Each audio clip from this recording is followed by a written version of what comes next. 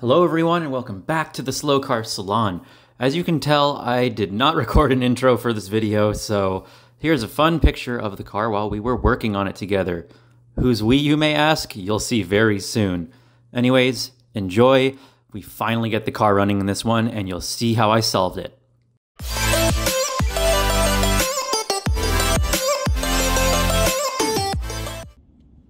Okay, it's another day, so another opportunity to try this diagnosis. And luckily I've had one of my fellow Bay Area Classic Celicas members come to my rescue because he just so happened to have a spare ECU, exact same part number, which is super lucky. I was very honored to have him sell this to me and hopefully bring my swap to a close. So really, next step is to swap these out and see if this ECU will produce the IGT2 signal, which was causing my no start. So let's swap that in and then give it a try. All right, and just like that, the new ECU is in, old one is out, and there and again, there's the part number. So definitely matching stuff up here, which is good. So let's see what happens. All right, I'm really hopeful that this will be my solve, so let's see.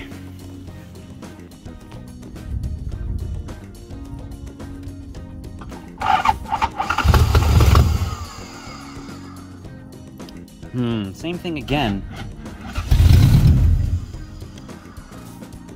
Oh my gosh.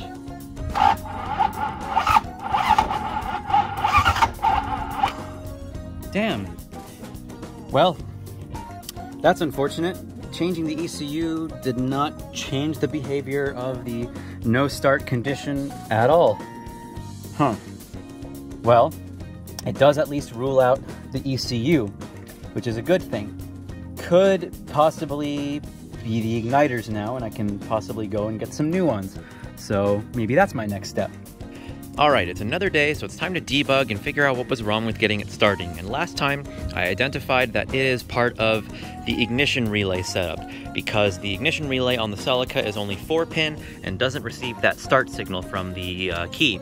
And as it turns out, if you remember those green relays that came, or that I said we should go get at the junkyard in the previous video, definitely make sure to keep both of them, because even though this says circuit opening relay on it, this actually functions as the ignition main relay for the LS400. So all we have to do here is wire this guy in and basically try to bypass or like splice into this plug somewhere in there, and can put this connector into it, and then add the one of the three of these smaller like signal lines that go into the connector.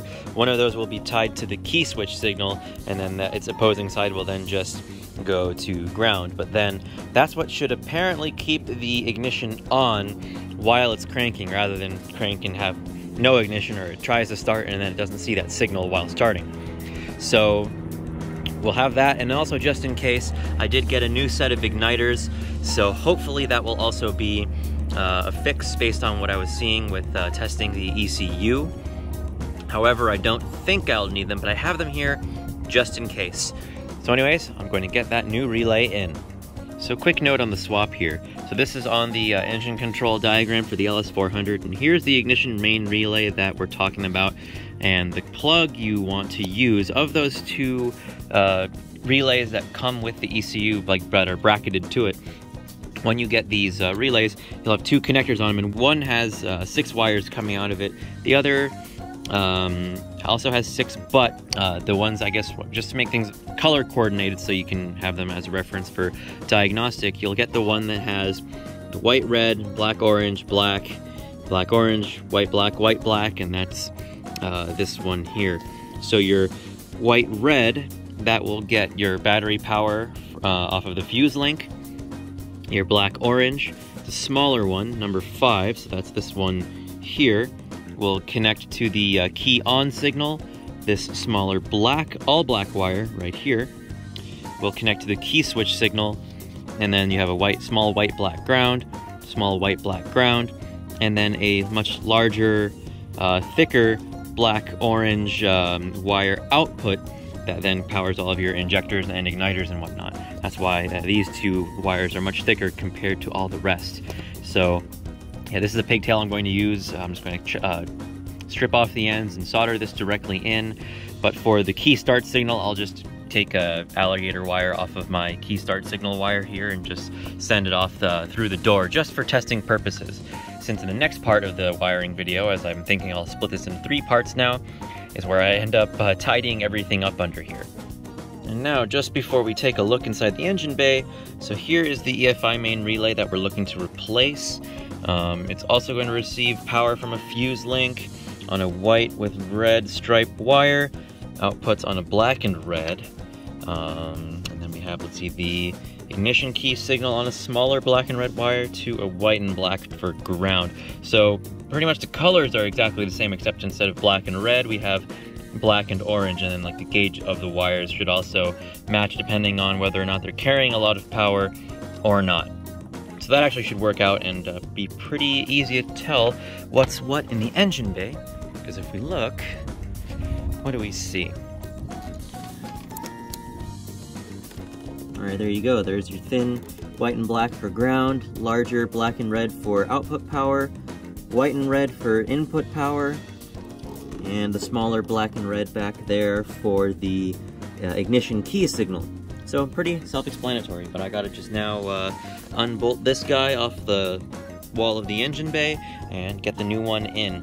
The only thing I realized with this relay is it's an external sealed relay, and the one that was on the ECU on the inside of the LS400, this doesn't, well, I mean, I say doesn't, really isn't a exteriors rated sealed relay. It's probably meant to be under here in the glove box area. So maybe that's something I can look into as far as pulling those wires back in here. Possibly also something to look at for part 3. Alrighty. Battery should be fully charged. I just got a trickle charger for it, and that's been working out pretty well. Let's see, moment of truth.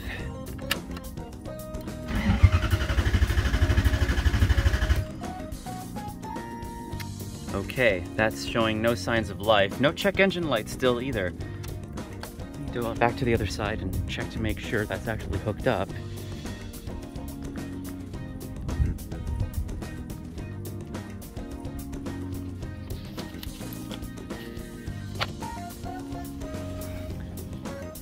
Okay, it is. Oh, well, I've just disconnected it now, but all right. It's all a jumble of mess and stuff in here. Yeah, nothing. That's weird. No check engine light and no sign of ignition signal. Very weird. Well, that didn't work, so I guess next I'll tackle the igniters and see if that makes any change. Okay, for a moment there I thought my ECUs were bad or something like that, because I admit I did try to feed the starter signal voltage into it before I had even swapped the relays out, thinking I may have blown something up because I wasn't getting any main relay signal activity out of both the ECUs. But instead, I just found that the ignition fuse had blown, so replaced that. And now we're sort of back to square one again, because at least I have my check engine light, and we're blinking with no stored codes. And it gives me ignition signal like it's trying to start and not fully starting again for whatever reason. So, well, doing that relay swap didn't make the same difference that I thought it was going to. So, I'm really not sure what to look at this point now. All right, another day is here, and I think the last thing I need to look at is actually those grounds inside the harness I was talking about. Coming back to around here in my part 1 of the harness rework video, you can see that there are some grounds that I was pointing at, and I left them untouched because I thought I wouldn't need them for whatever reason, thinking that they were consolidated further up the harness on the right hand side for the cylinder head. But turns out, no, I need to make sure those are grounded too. So I'm just going to pull off a few things in this area, like some coolant pipes, and then try to unwrap my harness right here near where the O2 sensor harness branch goes off of, and then see if I can add my ground wires in there.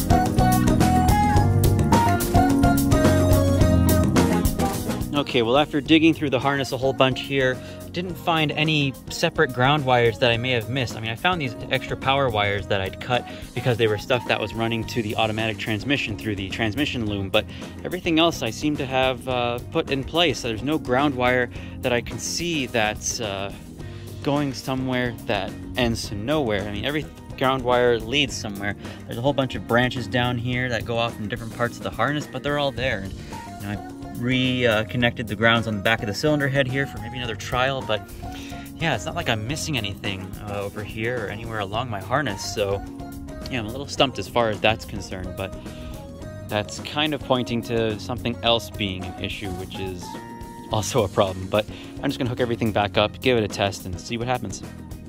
So looking through my diagrams again, I see the 2 white and black wires like we saw earlier, and my 2 brown wires that I saw earlier. They both go to these points labeled EC, and according to the ground points page, EC is rear side of cylinder head, RH, right hand. So I have those already. You have, let's see, some other grounds at EB, IE, let's see, front side of left fender, left kick panel, right kick panel. I wonder where at the right kick panel it needs something, because I have that one ground on this white wire going into my right-hand kick panel. So let's see where this is coming from. Let's see, it's code IH. Okay, and those grounds at points IE is particularly for the ignition main relay, which I know I have grounded in the engine bay. Then we have that grounded through here, which goes up to, let's see, circuit opening relay, which is also grounded in the left, or actually the left-hand kick panel there. And also, let's see, where else did I see it? Yeah, let's see, IE, that goes up to the combo meter, which, let's see, I already have that grounded on the other side, so that's no problem. And then that also goes up to, let's see, some kick-down switch wire stuff for the auto transmission, but we got rid of that. And I don't remember removing any ground wires from that, it was just signal plugs. So it looks like I have everything I need. Alright, so I got my multimeter here in continuity mode, and I got my pin tool, so let's check the first ones.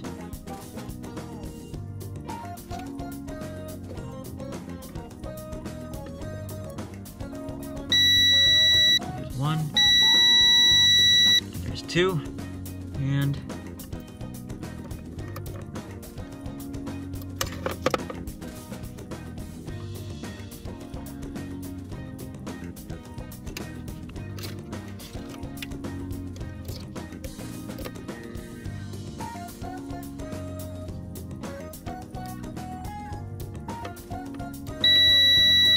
and 3. So all those ground points are, as far as I can tell, good. And the ECU has contact with those grounds. So, okay, that's one step in the right direction. At least I know I have continuity there and the ECU is properly grounded, but still doesn't answer the question of why no start. Alright, I'm gonna take another crack at this because I finally have a tool that I've been needing for a very long time as an electrical engineer, but it'll come in very good handy here, and that is this guy, which is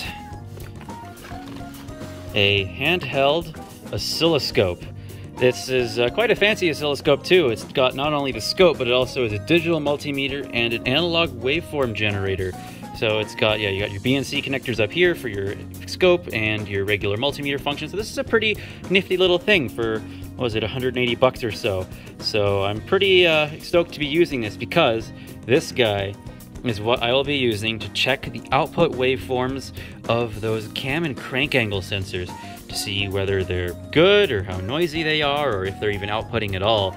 Because it just, to me, it's starting to sound like, with the way this thing is cranking and sort of firing and sort of not, it seems like the ECU getting a really sketchy cam and crank angle sensor signal, because like, oh, we have it and then not. Because as it turns out, as I did some reading with these 1UZ ECUs from How to Wire a 1UZ from Nigel Wade, is that, yeah, this engine will simply not fire at all if you don't have good cam and crank angle sensor signals. Which, yeah, I mean, a lot of folks will essentially point to those, and even on modern cars, it's kind of an essential thing, because even if I do try and start it, what I'd find is that it would like try to fire up and die, or even in the middle of trying to start back up, it would just sort of stop trying to fire up and go into I have no ignition signal mode again. So what I'm going to do is find the particular pins here on the ECU connectors that have the cam and crank angle sensor positive and negative inputs. One should be I think a G and an NE pin. I'll put the image of the pinouts here, and you can see which pins are meant to be for the positive and negative on one crank sensor, the positive and negatives on the cam angle sensors, and then yeah, we'll basically just go in and we'll go and probe in these guys here to actually see the signal. So let's get this set up, try cranking, and see what we get. All right, so the first sensor here is set up. I'm checking the crank sensor. So let's take a look at what we got.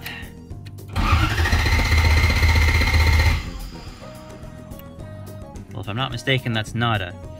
Oh wait, this thing fell out. I need to figure out a reliable way to hold these and show you the scope output.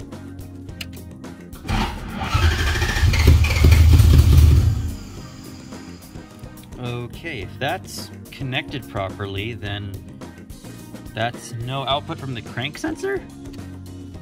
Okay, just to be sure, I'm gonna give it another shot, give it another try here.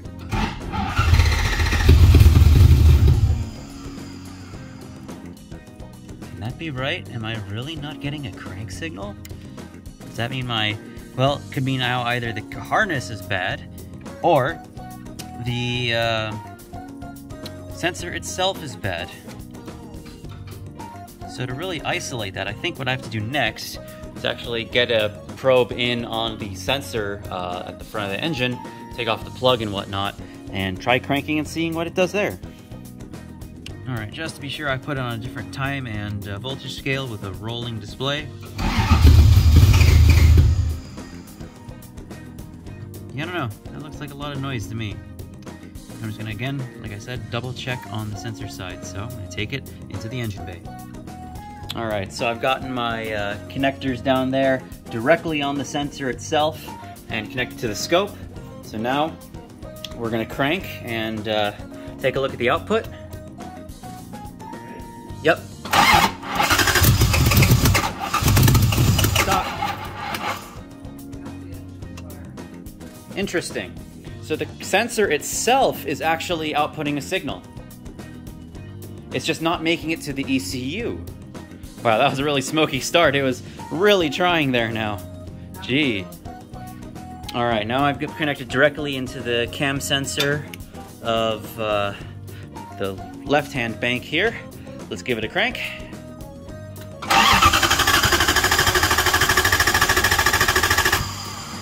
All right, it's a little noisy, but I'm seeing a regular pulse train there.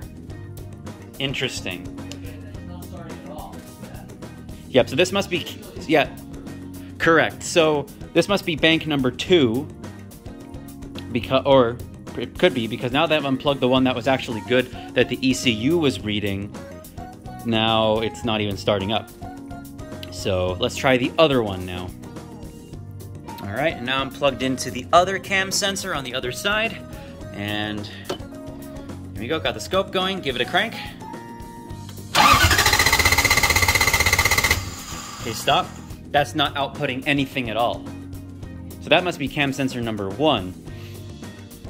But then why I got a pulse train out of the crank sensor, yeah, that's not reaching the ECU. That is weird. I'm gonna flip the leads on this sensor just in case I got them backwards and try again. All right, I flipped them. Okay, the scope is going, give it a crank. Okay, stop. Yeah, I must have flipped the leads because that one's also outputting. And it tried to start as well. We have yet another smoky, well, that's because I plugged the other cam sensor in, which is probably the one that the ECU actually is reading. So what this now tells me is all my sensors are actually good in outputting a pulse, yet they're not reaching the ECU. So I must have a fundamental wiring error between the front engine wire and how it ends up making it back to the engine harness. And I know the trouble area is going to be in here where I added those new connectors, and I may, just by some mistake or mishap may have miswired something, or it's mispinned something in that wiring area.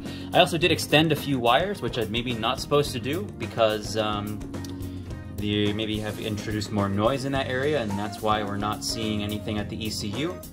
But that's going to have to be the next thing to check. So intake manifolds will have to come off. All right, now to be extra sure, I'm going to check on the ECU connector again, but I'm going to plug directly into the connector pins rather than try to poke them from the back of the connector. I'm going to try again. Okay, so that's nothing from the crank sensor making it to the ECU plug. All right, now I'm plugged in to check cam sensor 2 again, and looks like a good little pulse train there. So, all right, so conclusion, my sensors are good on all of them, all three, crank, cam 1, cam 2. However, only the signal for cam 2 actually makes it to the plug, so there must be an error in my harness for the crank and cam sensor signals, or there's extra noise that's introduced up at the harness up there before it actually reaches the ECU. Well, all right, that was quite the troubleshooting session, but I'm so glad that I found out exactly what's causing the no start condition. From all the notes and awesome videos that are out there on wiring up this motor and troubleshooting all the issues you might have, it's good to know that fundamentally this motor simply will not start without those cam and crank angle sensor signals. So it's good that with the right tools we can pinpoint exactly where that issue is, so it's really important that with this kind of job you also have the right tools. It's possible that you could try to pinpoint it with just a simple multimeter, but I always like having that visual so you can see the actual waveform that the sensor is outputting. Alright, so to finally start checking these wires from the front and main crank, from the front engine and main engine harnesses, I've made myself a little note of what each wire is supposed to do, the colors, everything. And I've got everything kind of disconnected in this area so I can check it with the multimeter and see exactly how I mixed up the pins, because that's, as I identified, how I think things got mixed up here. So I'm going to go through them all, check it, and then fix it as necessary.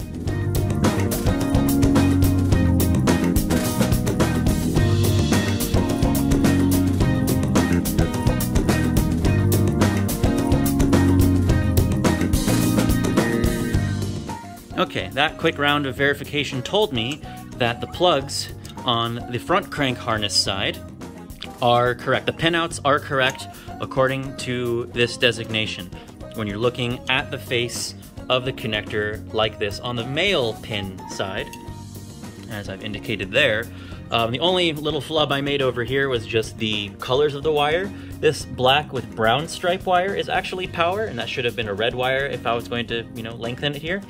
And then the brown with black stripe wire should have been black, and I made it red. But this pinout is correct with this plug, and then the side that has the black wire matches, and the side with the brown wire also matches, so that's fine. So now the last thing to check is this side, the engine harness side, and the pins inside the female connector, and I need to check that with the points that actually make it to the ECU. So that will be the next thing I check. I would always recommend, now that I'm having to go back and do this, to always measure twice and cut once. And in this case, it will be just in terms of making sure that your pinouts are correct. And in my case, I was using a very not so confidence-inspiring method to figure out where all the wires were supposed to go, because all I was using was screenshots from previous video. I actually failed to take pictures of this. So in that case, I always recommend take pictures of everything, draw on them, take them on your phone, draw it on them, label them so you know exactly what's what. Because now I'm thinking the problem source is this plug. So now I got to get back into the passenger side of the car and start probing to make sure that that layout is also correct, because now this is telling me that I think that is where the problem lies. Alright, so I pulled the car outside because that makes things very accessible for the passenger side, like I mentioned earlier, because that is where all my ECU connections are.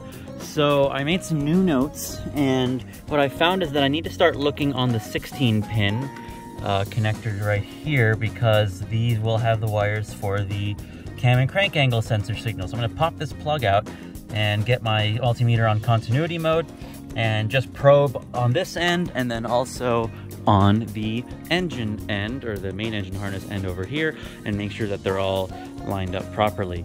Because this is the last connector, I'm willing to bet this is where things got mixed up. So let's get started.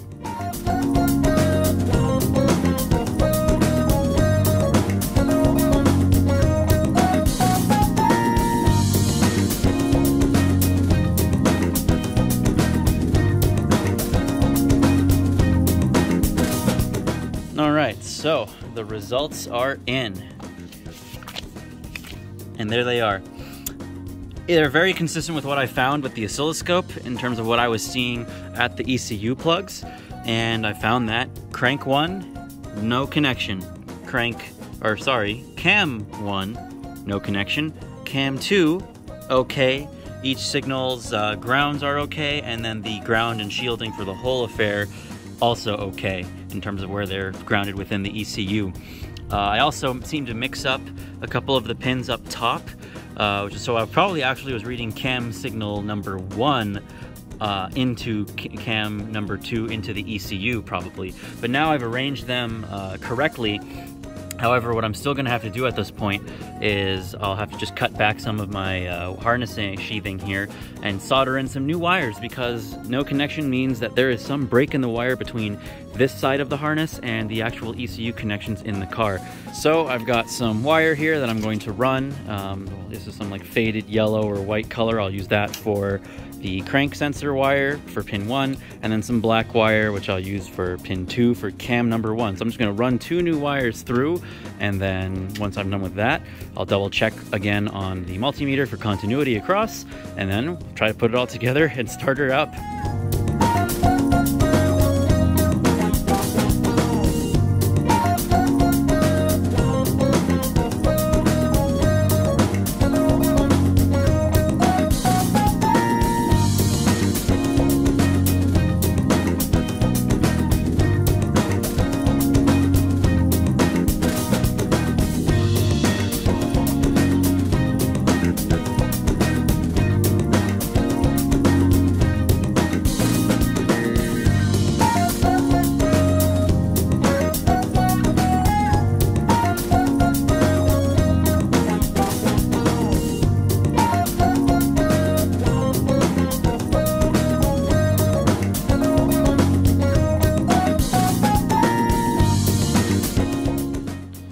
Okay, so I've added my additional wiring here to the plug and run it all across the wire harness and re-loomed it all just to clean it back up.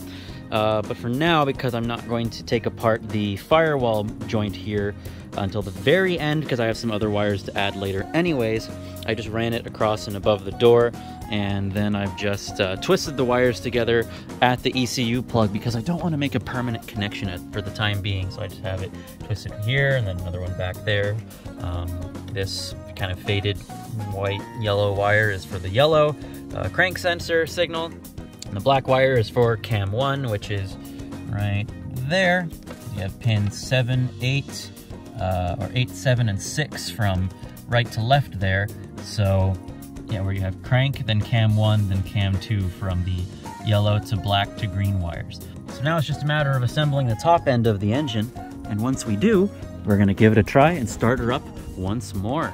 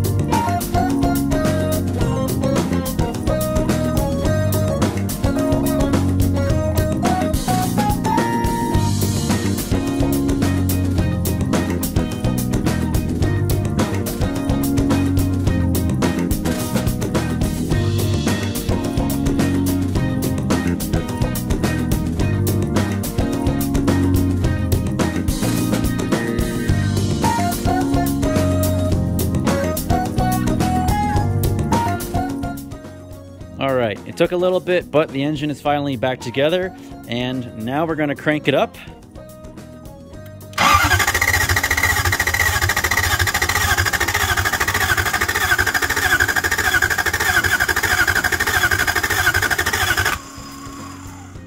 And unfortunately, it seems this issue from before still remains. No spark on either coil. I've checked physically. I will still have to check if I'm getting pulses at the ECU. That will be the next check. But as far as I can tell right now, the issue still persists. And that's kind of frustrating. But now I'm not sure exactly what that could lead to. I previously already have done the igniter tests, both on those and some new ones that I got. So I'm not really sure what there's left for me to do at this moment in time. I will, like I said, just check at the ECU, but I think that's all I have left as far as checking and making sure we're actually getting the signals from the crank harness into the ECU. Hold up, wait a minute, something ain't right.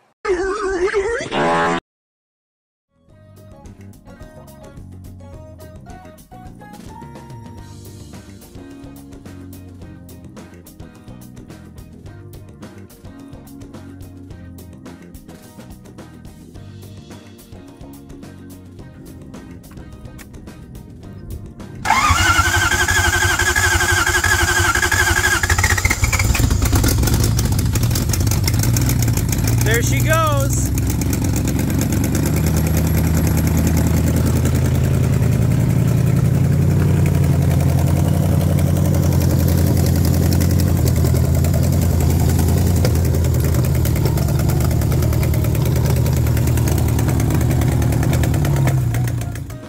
Well, I admit I was not expecting that at all. A couple of mixed up wires for the cam angle sensors, and missing power to the injectors. I guess I had disconnected it. I was just running this extra red wire down here to this single yellow barrel looking plug to single pin, and that's the original injector and coil, or I think just injector power, but then that's just running back into the one of the black and orange wires for the ECU, and that's what ended up making it start. So quite happy about that. I guess now it's just a matter of cleaning up all that spaghetti in there, which is what I intended on doing initially, and actually like terminating all the connectors, because it does look like a mess still in here, but I was able to go through, discern my mess, and now I'll just put it into these nice big old TE connectors, so clean everything up, make sure that if I want to get back in here again, I can easily pull everything out, put it all back together, and go from there. But I apologize for the long delay on this video. I just did not want to post anything without figuring out what was going on and not getting the car running, so that's just something I'd been struggling with for a really, really long time up until this point, but hey, now it works. I'm, again, so happy that it finally freaking ran. Of course, we're gonna make sure everything else is buttoned up and clean up the wiring. Most importantly though, I'm gonna post all of my wiring notes down below, as specific as everything can get, and trying to figure out how everything works, because I figure that was the best way of understanding, okay, if something is not working properly, why is it wrong? I figured that deep dive was really the correct way to go about it. So it's been a little while since I last touched the Celica and filmed anything. We last tried to debug the connector for the cam angle sensor and crank angle sensor wiring and found some mistakes that were corrected. I also, because that didn't seem to rectify anything, I also ended up changing all of the sensors, cam and both crank angle sensors, and then tried to start it again to no avail. So I was really stumped, ended up walking away from the whole project for a few months. Ended up coming back to it, had to come in and hook up my injector coil wire because I realized that was still unplugged. Came back under the dash after I ran 2 new wires from the plug and across the car and down to the ECU. And they're just sort of twisted on for right now, in order to get the cam angle sensor signals into the ECU. Then tried to clean up all the wiring, figure out what I'd hooked up, what I hadn't hooked up, made sure it was all hooked up properly, and very surprisingly got this result.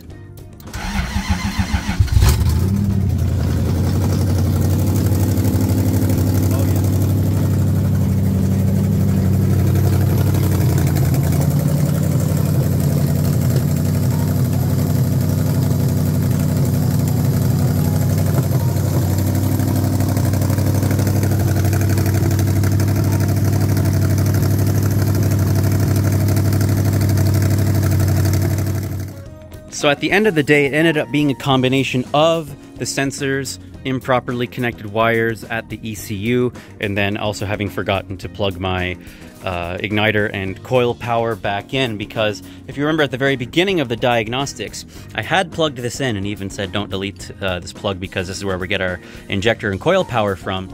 And then at some point I had taken it off, maybe while I was messing with the intake, because then it was just cranking without firing, whereas before it was actually trying to start because it had that power. And we even confirmed that it had power at the coils and igniters properly. So yeah, just a combination of things. I'm glad I was able to step back from it a little bit and then come right back to it after a little while and get a fresh eyes perspective. I think that was a good approach, but obviously added time to the project.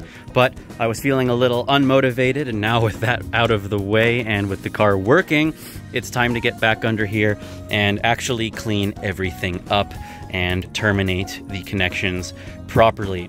Of course, because this is now how everything should be properly connected per my notes, I'm going to take really good pictures of everything to make sure nothing gets mixed up at this point, because we know that it works in this configuration, as well as adding the additional wires to the gauge cluster for the tach, coolant sensor, oil pressure sensor.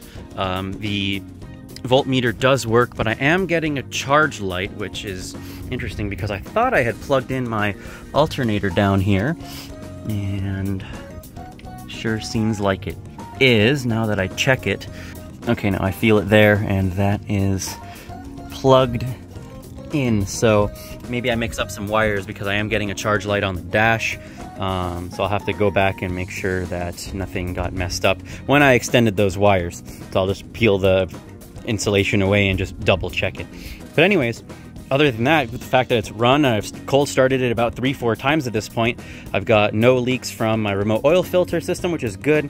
My dummy power steering fluid reservoir is leaking, which is, I guess, no surprise. But we do have something for that, which I will get to later on as we button everything up. Because right now the focus is get all the wiring cleaned up, including this stuff, all of the extraneous wires over here that I said we weren't going to need, and making sure that everything can be routed properly through the engine harness flange of the firewall, and make everything serviceable so that if it has to be pulled out for whatever reason, I can remove the whole thing as one unit. Okay, I know it's a little messy in here, but I'm going to explain what's happening. So I'm now starting to sort everything out, and I went to start using this plug and receptacle from TE, using these pins, but what I found is that the female side pins for the plug do not fit. I guess they look to be meant to be vertically mounted. You can see the wider of the rectangular hole facing up and down. This is also kind of facing up and down vertically, and the receptacle for the wire to go into where you do your crimping is facing up, so that's the orientation it's meant to go in. But then when I try putting that into the plug, not only does it not fit, but then it won't line up with this plug here, because as you can see, the plug requires horizontal pins, which I do have and have fit onto this side. But you can see I've put some of the other pins very loosely in here, but that's not going to work for a good secure connection. So I ended up getting some of these Deutsch style connectors from a kit, and I need 18 positions. So even though this single connector housing is an 18 pin, I'm going to use one single 12 pin and one single 6 pin from the Deutsch side, and then that will satisfy all my connections. So I'm going to have to cut and remove this side, put on the Deutsch style connector, and go from there. To make sure that my wiring is neat though, I'm going to put all of the car side wiring and connections on one plug, and then all of the loom side connections on the other. That way it's much easier to service. So let's get started.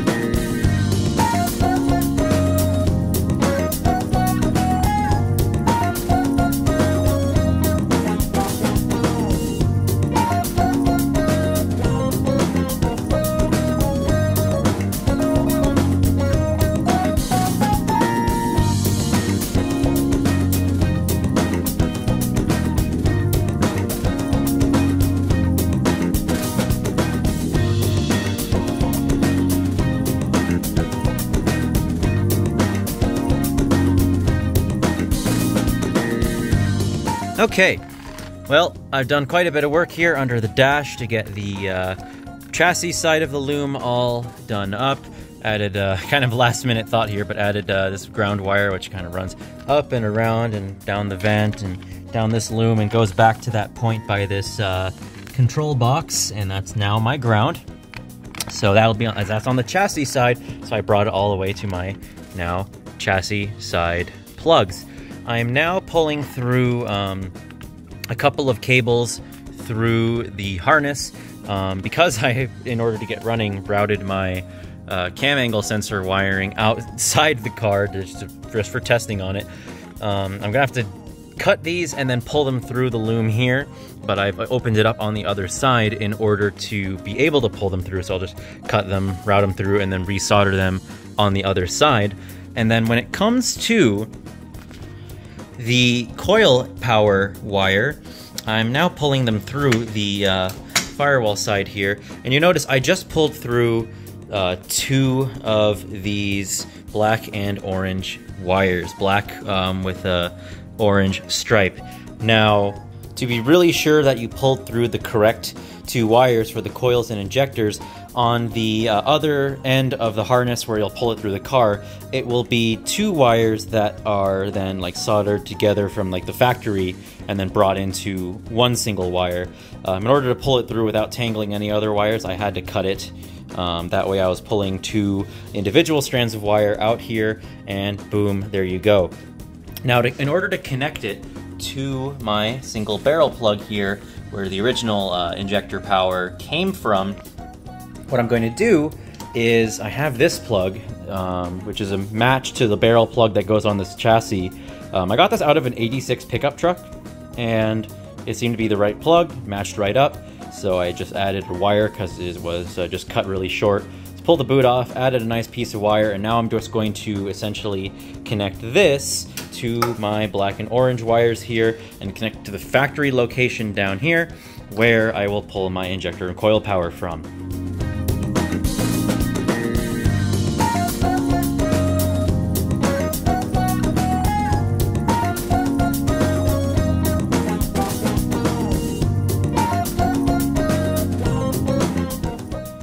And then, after that, we'll now get to the point where I'm going to now clean up all of the harness side wiring and make sure that it can mate with these wires. Now, another thing I'm going to have to figure out eventually is how I'm going to get the secondary O2 sensor wires rigged up here. You'll see this ones with the shielded cabling snipped off here, because those I'll have to route through the floor and then drill holes in the floor to run it underneath where the secondary O2 sensor bungs are on the exhaust.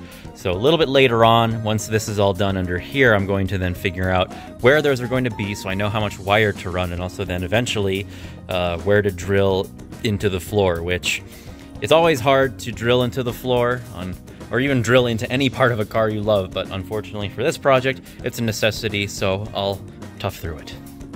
Okay, so I ended up pulling my cam and crank angle sensor wires through the loom, through the firewall rather, cleaned everything up here with the wires from the chassis side. I ended up adding this black ground wire here that runs up and about afterwards as an afterthought. So yeah, now we have just a few connections left that are supposed to be connected to the start signal. There's the tach. My cam and crank angle sensor wires are now pulled through and routed through the firewall, and also an additional signal, which is part of this green wire, which I said needs STA, or needs start.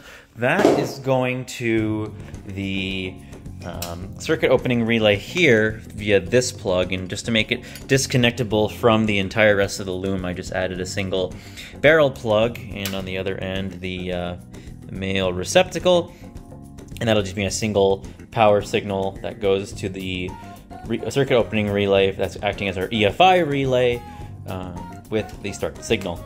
Other than that, everything else down here is cleaned up. I ended up routing the coil and injector power wires down and underneath the fuel pump, fuel filter, and now that plug is going to live right here, kind of tucked along the side.